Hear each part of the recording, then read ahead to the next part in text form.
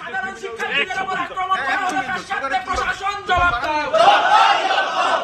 সাধারণ শিক্ষার্থীদের উপর আর যারা আক্রমণ করেছে অবিলম্বে তাদের গ্রেফতার করতে হবে। কারমাইকেলে যাদের উপর আক্রমণ করা হলো, পুলিশ কেন তুমি এখন নিশ্চুপ? জবাব চাই, জবাব দাও।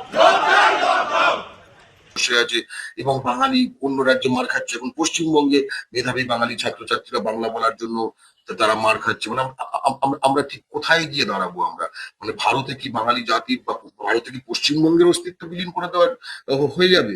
এটা তো আমরা হতে দিতে পারি না। বাংলা পক্ষের সাধারণ সম্পাদক হিসেবে আমি স্পষ্ট জানাতে চাই, বাঙালি কিন্তু এবার প্রতিরোধ করবে। কেউ কিন্তু বাঙালিকে আটকাতে পারবে না। আমাদের গণতান্ত্রিক সাংবিধানিক প্রতিরোধ হবে। কিন্তু আমি কিন্তু একটা কথা বলে দিতে চাই, আমি যখন ওখানে ছিলাম, যে ছাত্ররা মানে প্রচন্ড রাগান্বিত অবস্থায় খুব ক্ষোভে ফেটে পড়ছে এবং আগুনের মতো ফুটছে তারা, কারণ তারা তাদের সহপাঠীদের রক্তাক্ত হতে দেখেছে। তারা একটা কথা কিন্তু বলছিল, তাদের মধ্যে বেশ কান পাতলাম এটা শুনতে পেলাম।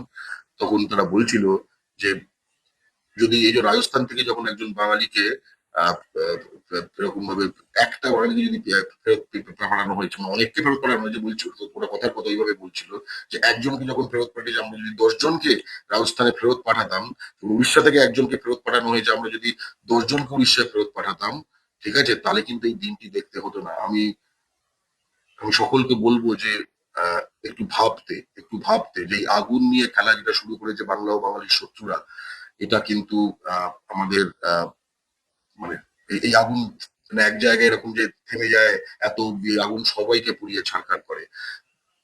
এইটুকু বলতে পারি যে বাঙালি কিন্তু ঐক্যবদ্ধ হচ্ছে।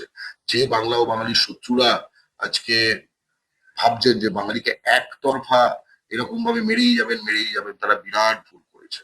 আমরা মোগল তাড়িয়েছি, আমরা ব্রিটিশ তাড়িয়েছি, ঠিক আছে, এরা তো কোন ছাড়।